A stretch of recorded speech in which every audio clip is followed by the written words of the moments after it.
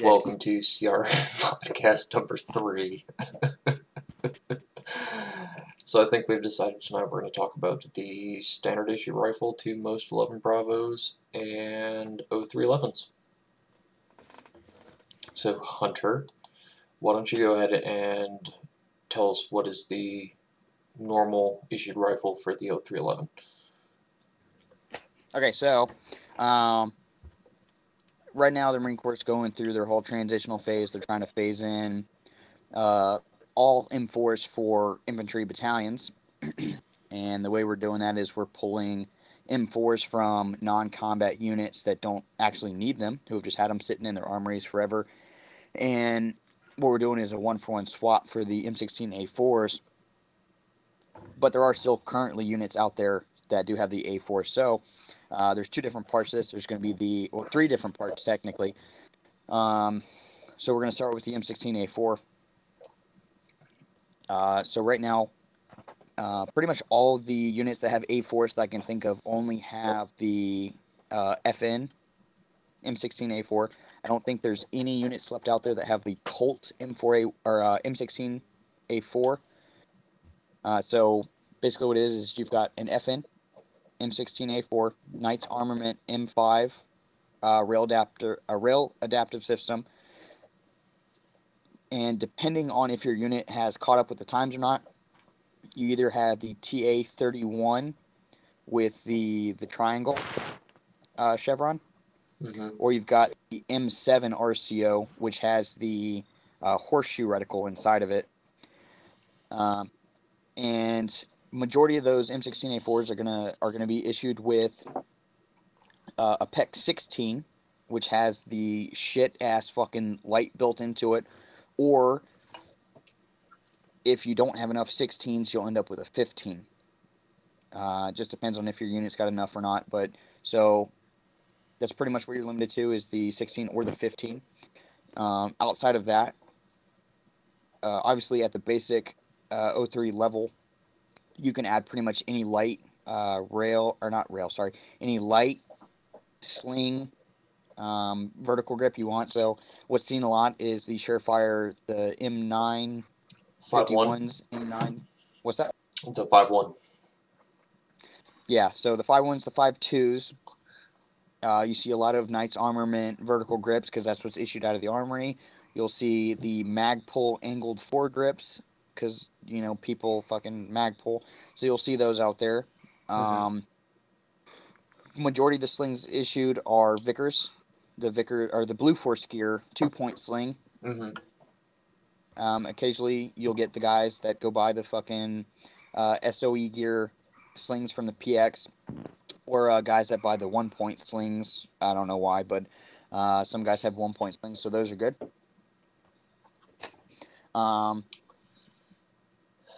Yeah, I think that's about all for the M16A4s. Moving on to the M4s. This one kind of depends on your unit. Some units, I've talked to some guys who say that their unit has FN M4s. I've never seen just an FN M4 in the Marine Corps side. I know that the Army side has the FN M4s, but I've never seen it on the Marine Corps side. So all of our M4s are Colt. They have the Knights Armament rail. Same thing with the RCOs as the M16s. It's either going to be the Chevron, or if your unit's with the times, the M7 with the horseshoe reticle. Same thing with the PECs. You're either going to have a 16 or 15, depending on unit stock. Pretty much everything else is about the same. Your lights are about the same. Your slings are the same. Your vertical grips are the same. I've ran an M600 on my M4. Just because at the time I was running a PEC 15, so I didn't have a visible light, so I put my personal M600 on there. And then newest, as in like the last couple months here, newest, the M4A1, which is at this time only FN. I have not seen a Colt M4A1 at the battalion infantry level. So those are all FN. Obviously, they've got the SOCOM profile barrel. Knights rail, or PNS, you know, same rail, just contracted out. PEC 16s, M7 RCOs, and now they're coming with the Knight's Armament NT4 suppressor in FDE coat.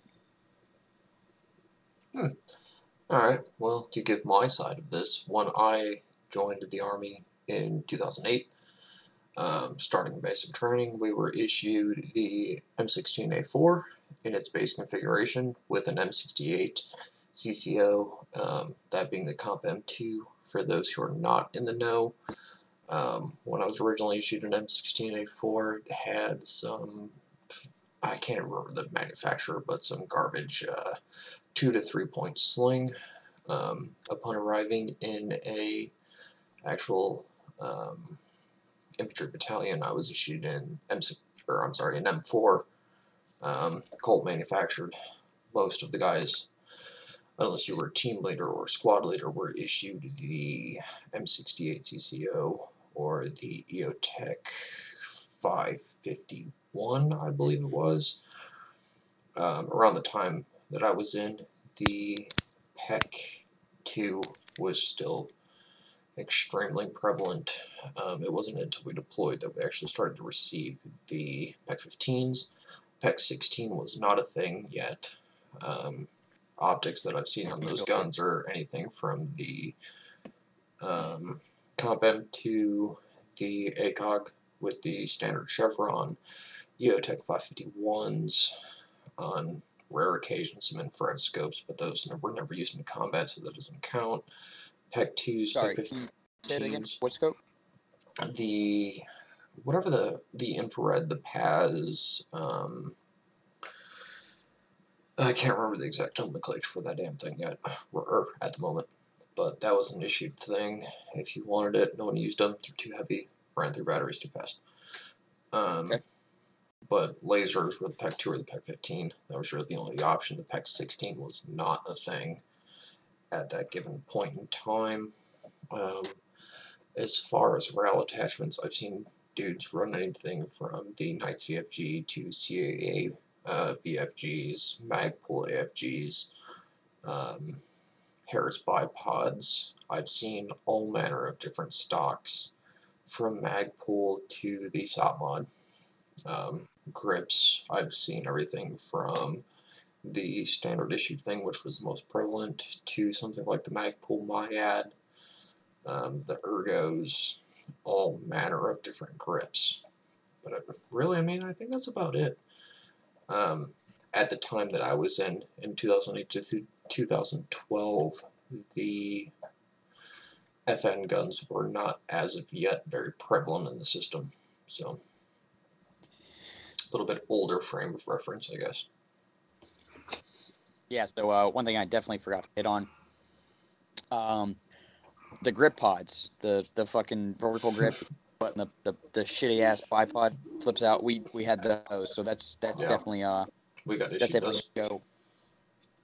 That's definitely good to go on both the A4, the M4, M4A1, and the M27, which is definitely something I forgot to hit on. You actually reminded me of something else I forgot to hit on, but go ahead. So the M27 is obviously you can't, that's one of those harder things to clone because M27 uppers literally don't exist in the civilian world. The only person that I know of, and this is just here recently, that even has M27 uppers is Pickle from NFA. He had 3 of them. So obviously that's not really something you can clone-ish, but the M27 comes with the TA31 SDO. It's got an RMR09 on top. That's issued with either the 16 or the 15. My first deployment, I deployed with a 15 on my M27.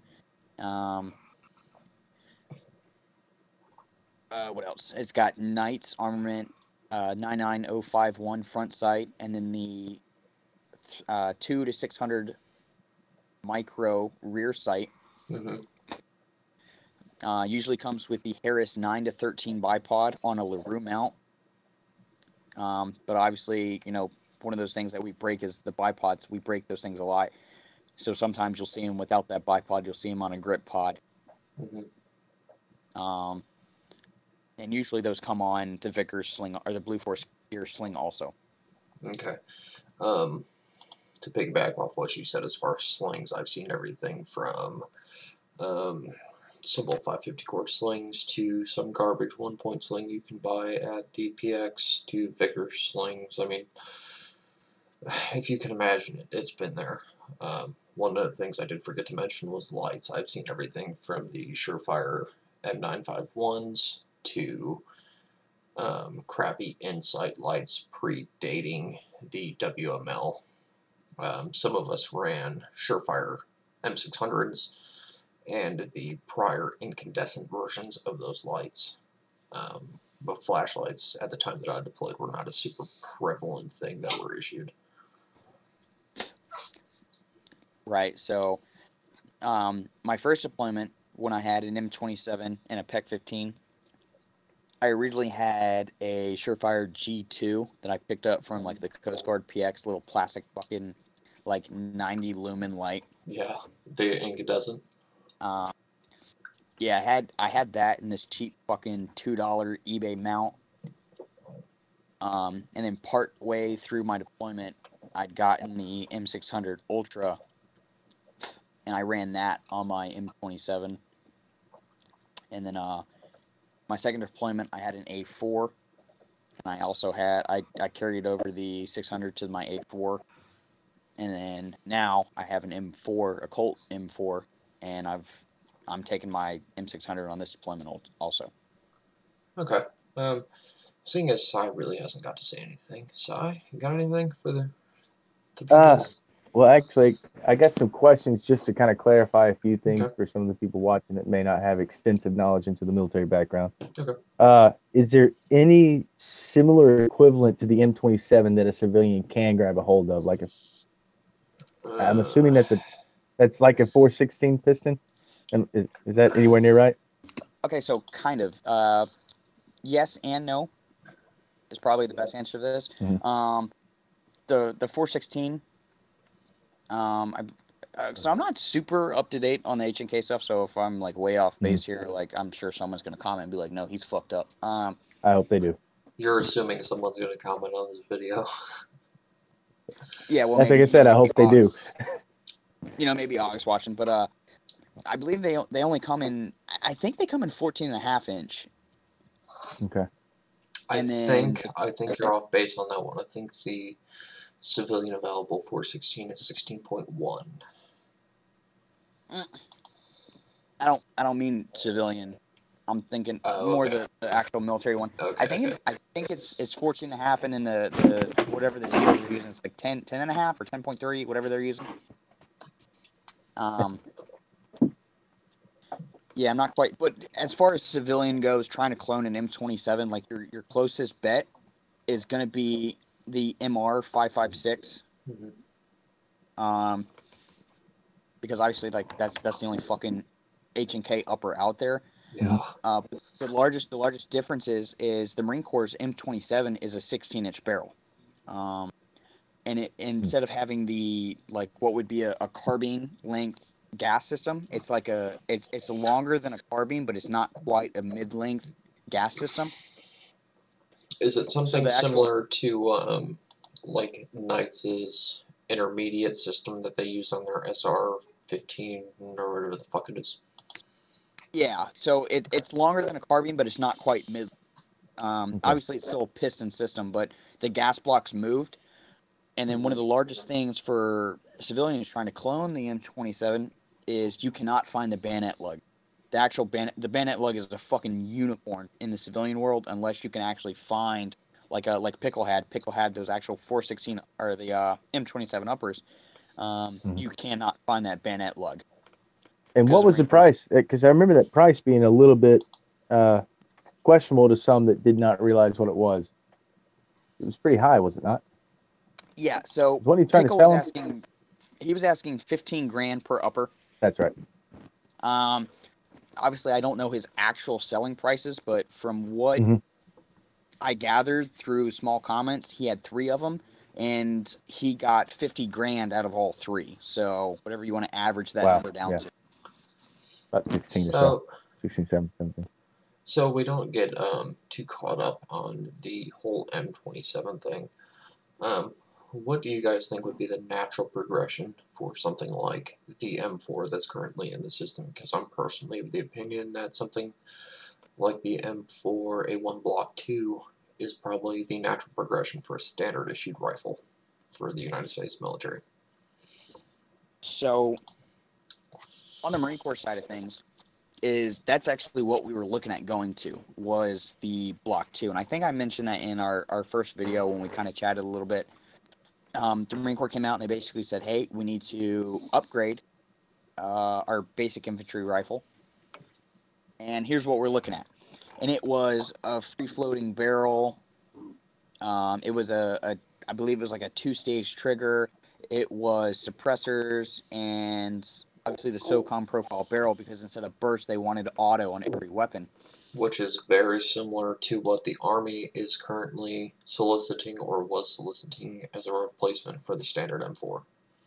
So the trains of thought there seem very, very similar as far as what the military wants. So that's kind of where we're coming into that M4A1 phase. We're testing these M4A1s. Obviously the A1's auto. Mm-hmm. We've got the SOCOM profile barrel. We've got the suppressors. They do not have a 2-stage trigger and they do not have a free-floating barrel. But yeah, I believe it's a step in the right direction. One guy, I can't remember his name, but he's an officer in the group. He posted up basically an email chain from a warrant officer, and one of those things that warrant officer is talking about is definitely wanting to go to that free-floating rail, definitely wanting to go to that 2-stage trigger, along the line of things that he wants to keep implemented in the rifle squad, because one, like, now you're passing that capability on to every rifleman in the squad, which is kind of a good thing.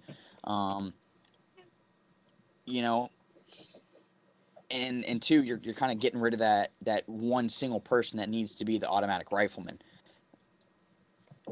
Now, not to cut you off, but I've heard rumor that the M27 is being used not only as something like a squad automatic weapon, but something like a DMR as well, in replacement of something like the Mark 12. Yes, it is.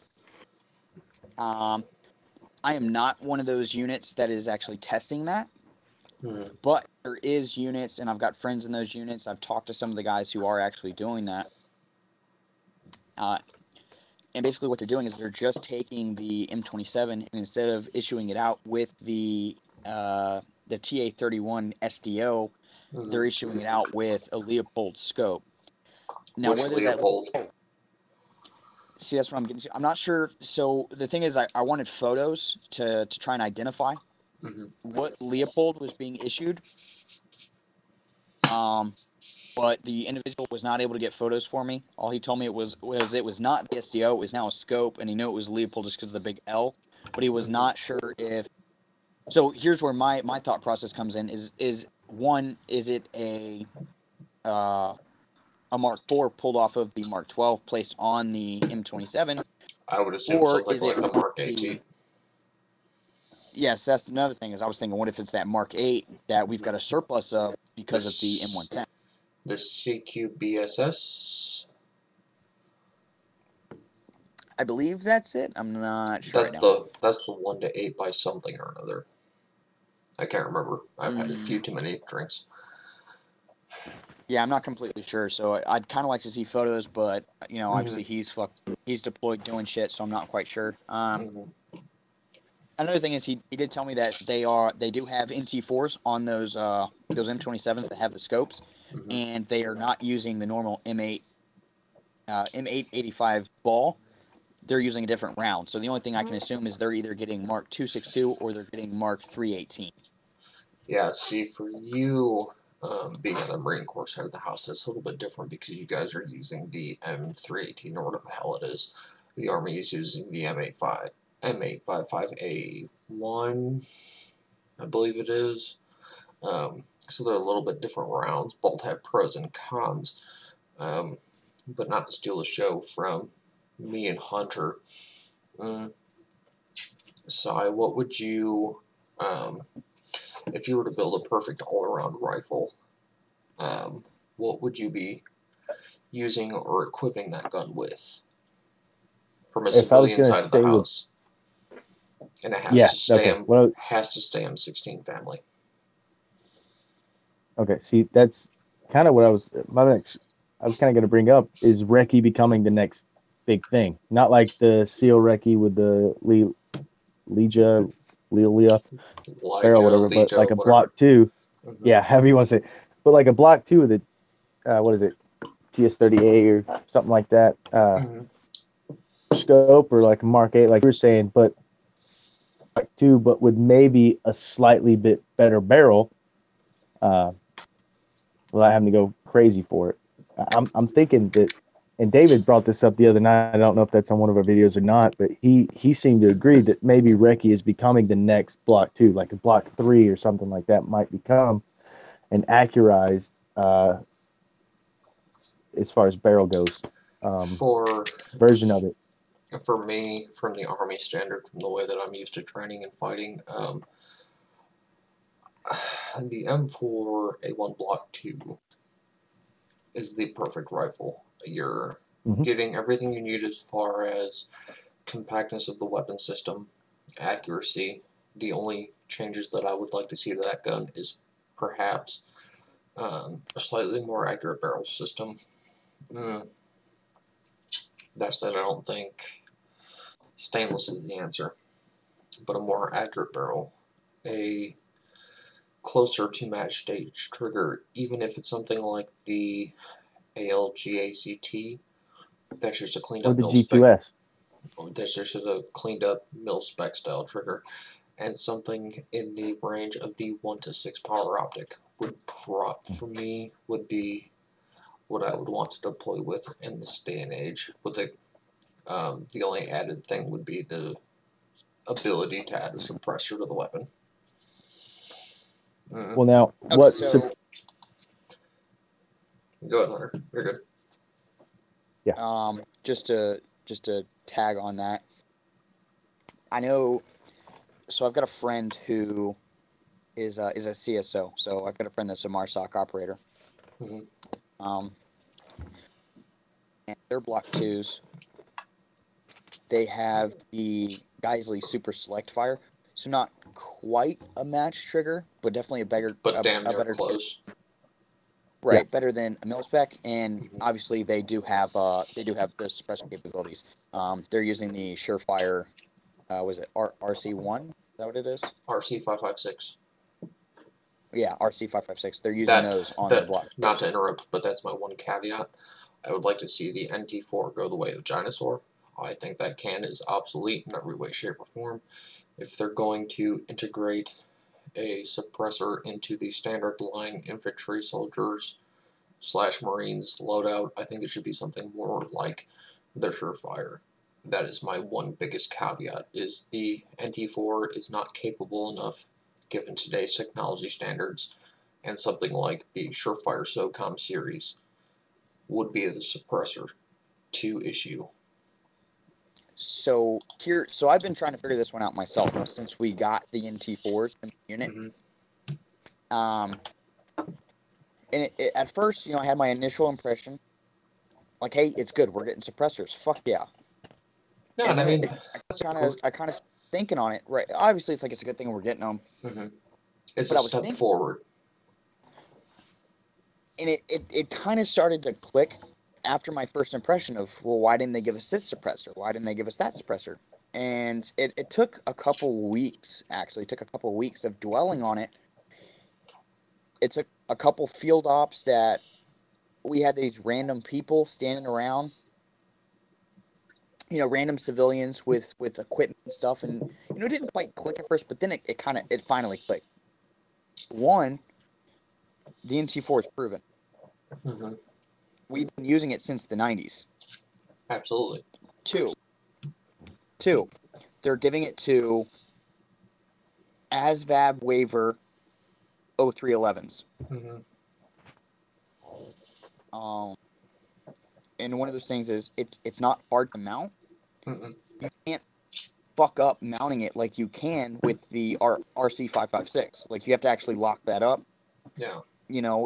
And to go off of that too, actually mounting it, is the baffles are they're cut a little bit wider on it, so you don't have to worry so much about baffle strikes.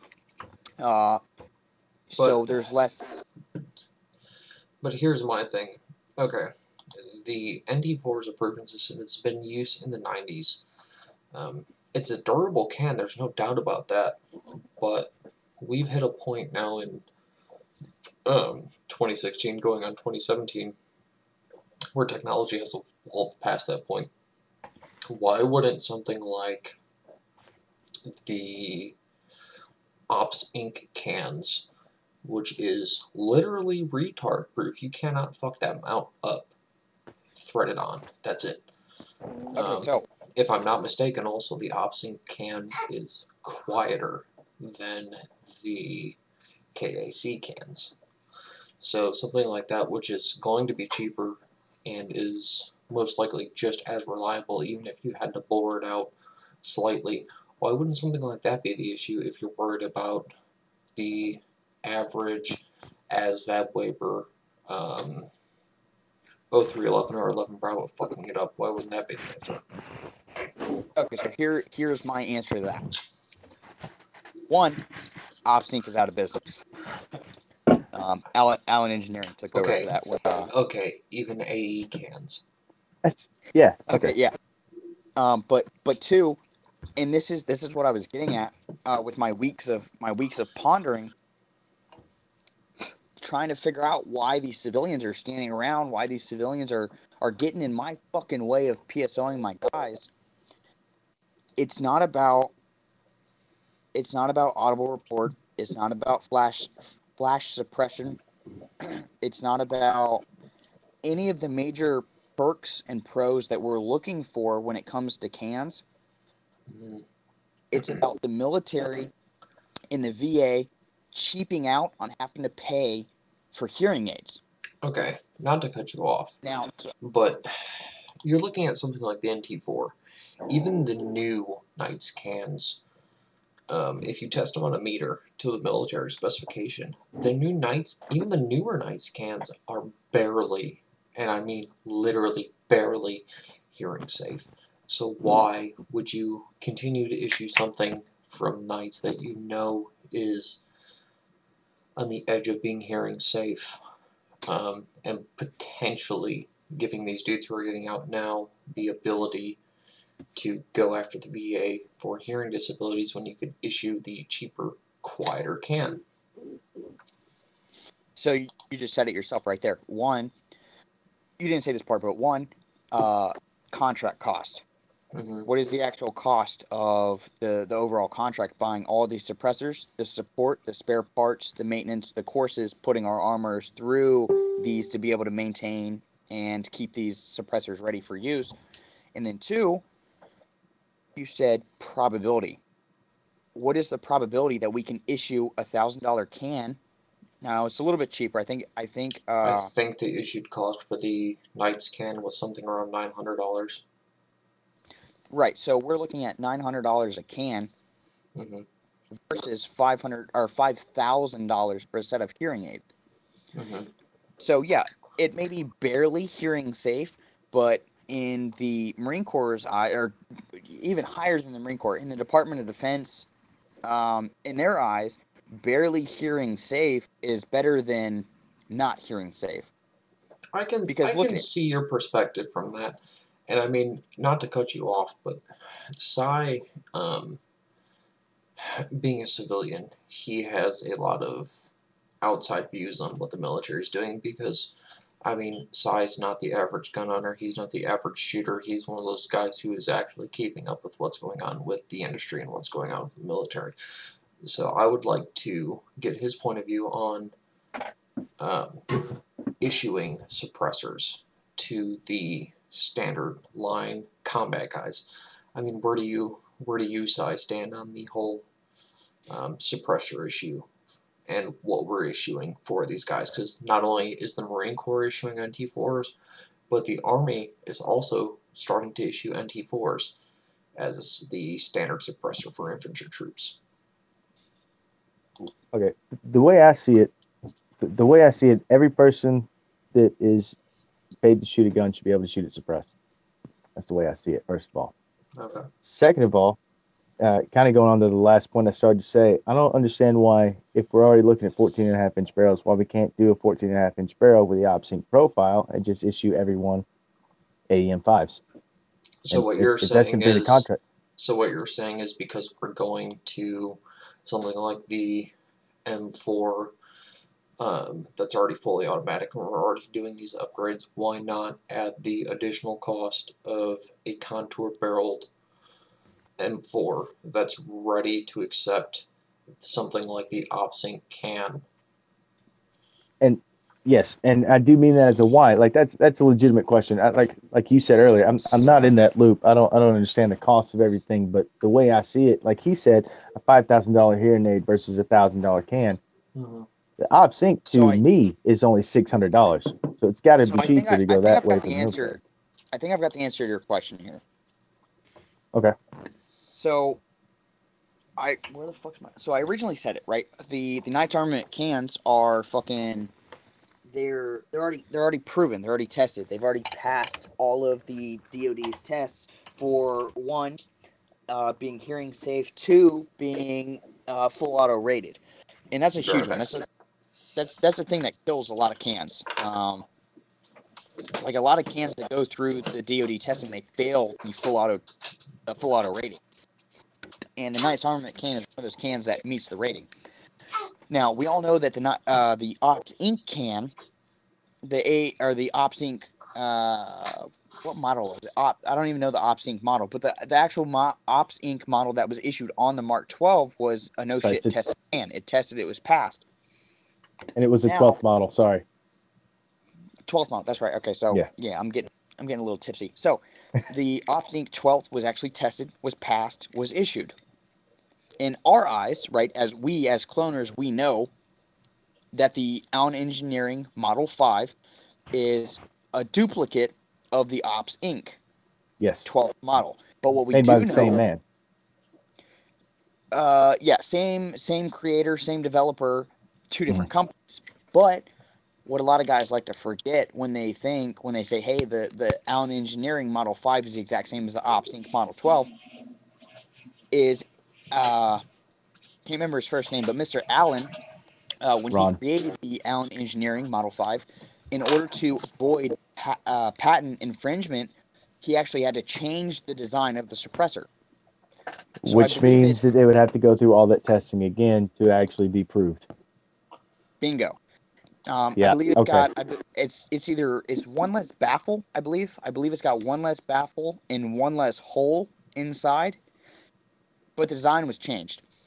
Okay, and on so top of that, it's a different company. So the way the military is going to look at it is they're going to look at this is the brand new can. Even though we as owners, we know it's the same fucking thing.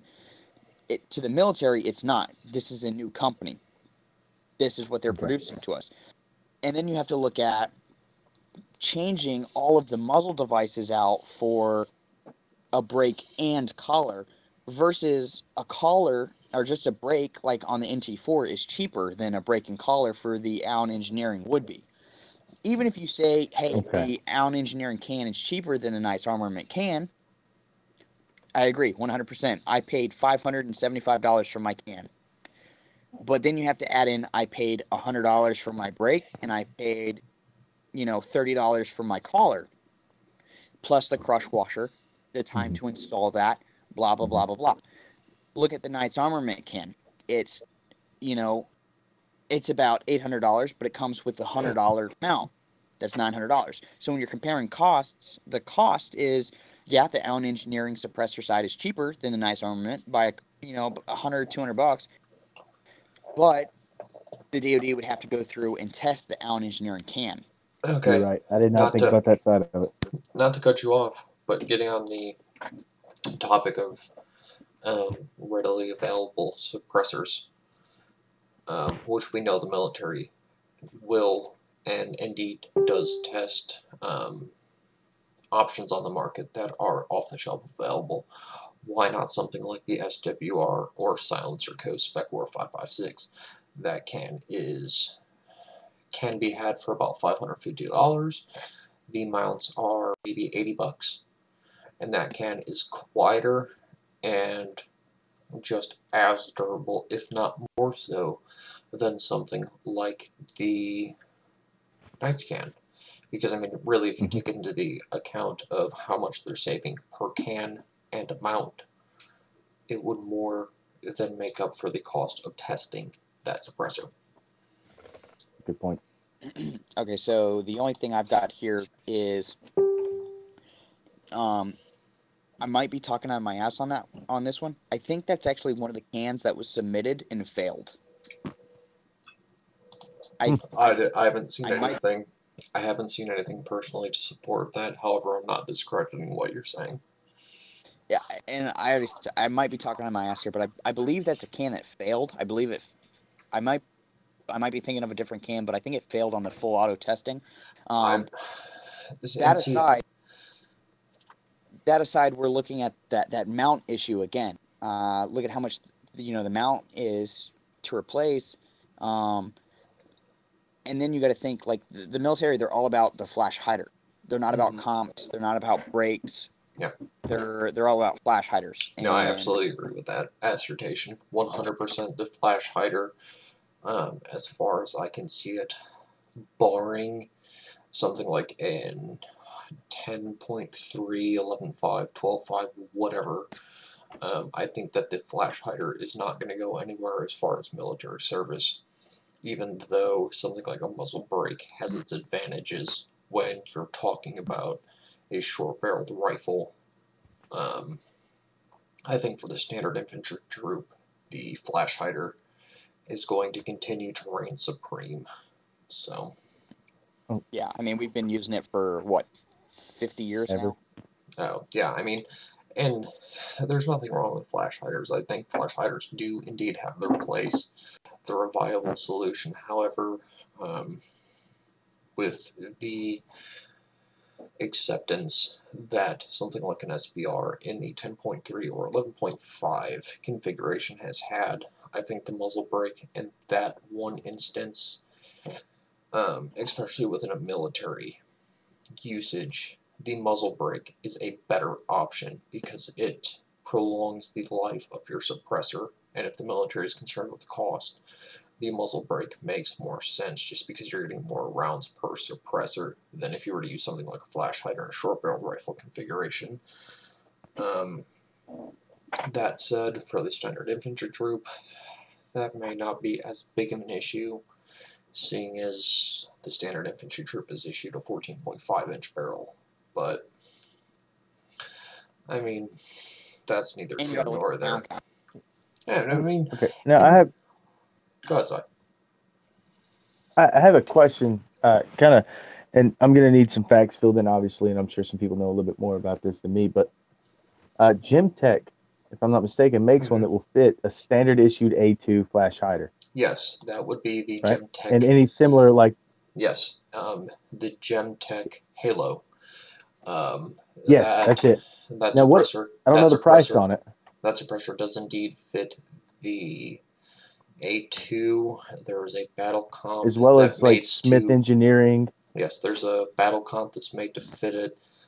It will fit the BCM gunfighter comp. It'll fit anything that matches an A2 profile. And so that said, that can is has been rumored to be not as durable from some of the growing pains that Gemtech has endured. However, from what I understand, it was at some point an issued suppressor. I don't know. See, that's what I don't know as to the extent of what it issued, but it was at some point an issued suppressor according to Gemtech. It is a goofy mounting system. It is cheaper than something like the Knights or the Surefire, but the military may have some hesitance to adopt that suppressor system based off of how it mounts, because it mounts off of a I don't want to say collar, but it has a goofy adapter that Yeah, attaches it is. to the Yeah, it like the slides over yeah and then kind of it's a and that's goofy mounting system. I mean, the can is out there. Gemtek's cans by and large have been metered to be fairly quiet, but durability from old Gemtek to growing pains Gemtek to new Gemtek have always been under debate. A lot of people, like Bill Blowers, Roland, all them guys have said that Gemtek is not as durable because of them lacking fully welded cores and baffle stacks and all that garbage. But current Gemtek, I don't have enough experience on to give a valid point of reference. To give my reasoning behind that, the exact quote that I read over and over again through my research when I was trying to, it wasn't a clone I was trying to build, but Gemtek saying that it could fit over any A2, and I think the exact quote I read was, "It is grunt proof." I don't think, as far as installation, I don't think as far as something can compare to like the Knights NT4 or even the Surefire RC556, the Surefire SOCOM, the Surefire SOCOM 2. I do not think that it is a grunt-proof system because at that point you're introducing a two-piece system and grunts as Hunter and I know will continue to lose extra shit you give them. So I don't think something like the Gemtek system is an answer. That said, there are other cans on the market like the Griffin M4 SD2 or whatever. Those cans mount to a standard A2 birdcage. So something along that mounting system is probably the answer. I agree with Hunter that maybe the Surefire is not the best option, but I also don't think that the Knights can is the best option either. Okay.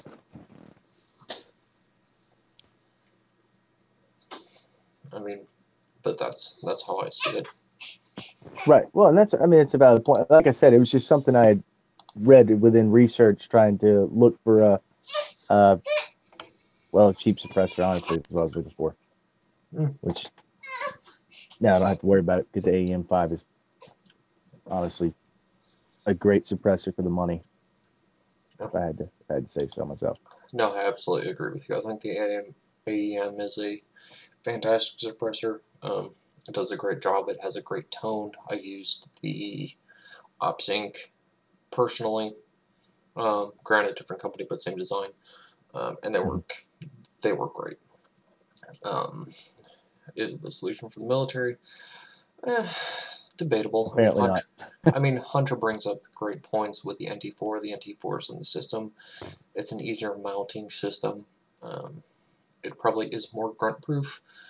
The only way to make it more grunt-proof would be to add a point to tie it down with 550 cord to the front sight block. But aside from that, I mean,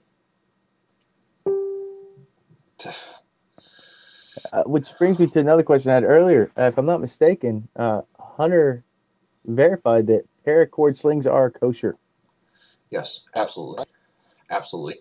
Paracord slings are kosher. I've seen people do everything from making 5550 cord fucking bracelets 4 feet long to make them slings. I've seen dudes use 2 strands of 550 cord to attach a rifle to themselves. I've seen dudes make ghetto wolf hooks with them. They're kosher. Yeah, that's great. I mean, that's gonna make a lot of people happy. It's definitely usually the boots who lose their issued sling. Oh yeah, I mean, absolutely. You know, it usually comes down to, hey, you're sitting there waiting on the trucks to show up, or you're waiting to step on your hike. You've already drawn your weapon, but you forgot your sling. Figure it the fuck out, boot. And hey, who's got 550 cord? Who's got 550 cord? And that's usually what it comes down to. Fucking braiding something up really quick and tying it down to his rifle somehow. No, absolutely. I mean, unfortunately, I hate to say it, but new guys to the military are always the fucking problem child. And they breed multiple new issues. I'd like to say most of the time the experienced guys who don't have these problems with. However, that's not altogether true. At the end of the day, most guys in the military are not real gun guys. They're gun guys in the military sense. So it is what it is. I mean, you're not going to see 90% of the dudes in the military running around with blue force gear slings and this, that, and the other. It's just not how it works.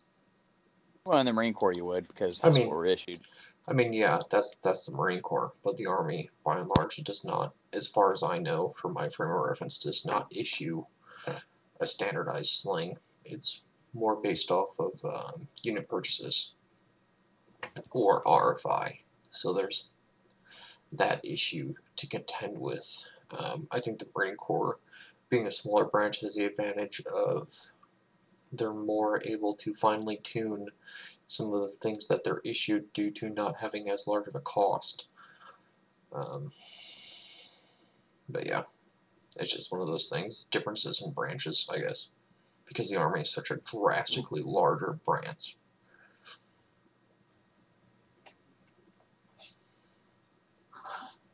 All right. There was another thing that I wanted to ask Hunter specifically, and I think it will have to do with some of these cloners, especially the upcoming cloners. Obviously, right now everyone wants a Colt lower, everyone wants a Colt upper, everyone wants Colt everything.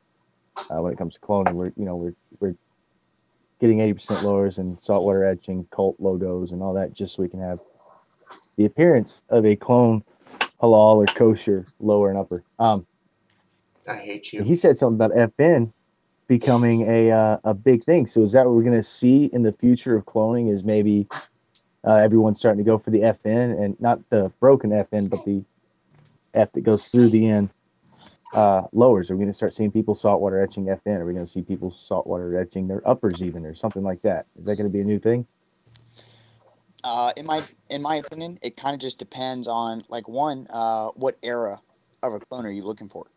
Are you looking for a 2013 M4, or are you looking for a 2018 M4A1? And then it kind of comes down to like personal preference. When guys clone Mark 12s and they're looking at their A1 lowers and they're like, well, do I want to put M16 A1 trademarks on it, or do I want to put hydromatic markings on it? Obviously, it's been seen with or M4 for the occasional scene in the wild. Right. So it kind of comes down to like, what does the end user want to put on it? Okay.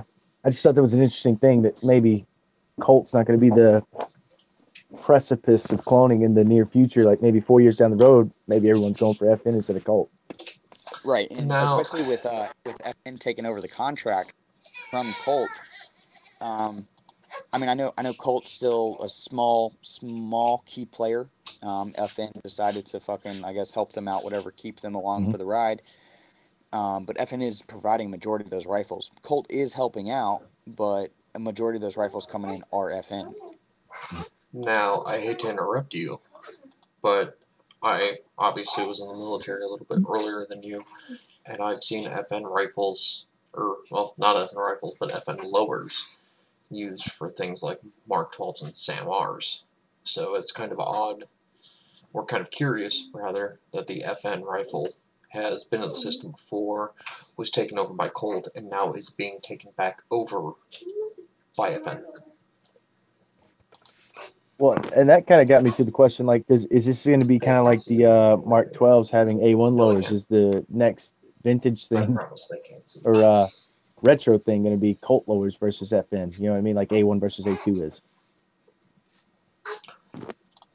And I mean, that wouldn't surprise me.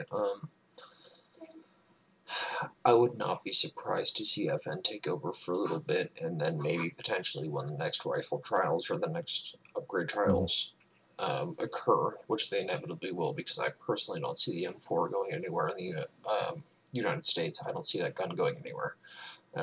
Right. I would not see those two companies swapping places on who is the major supplier for the United States military. Okay. I just thought that was an interesting. just an interesting way of moving because through my research, I've seen it. It was hydromatic FN Colt back in the day, and then it just went to mainly Colt, and then I'm seeing this resurgence, especially with FN releasing their clone or retro rifles. It's been a big push lately, and some of these cloners are just buying the FN. What are they calling those things exactly? I don't remember what the hell they're You, called. you know what I'm talking about though, Yeah, right? yeah, I know exactly. They've been yeah. popping up on the Facebook page. And I've been Yeah. seeing a resurgence in the FN lowers versus when I first started cloning. Everyone was Colt this, Colt that. Yeah, it was completely Colt, and then of course there'd be a random hydromatic or even an RRA every once in a while, but it was mainly, it's Colt or nothing, Colt or die. Yeah. But it's kind of cool seeing a new resurgence in something like that. No, I absolutely agree with you. I mean, times change, unfortunately. But this video has gone on for damn near an hour. I think it's about time to cut this one. That said, Sai, I would like you to close this video out with your normal shenanigans, if you wouldn't mind. My name is Sai, and I like clones.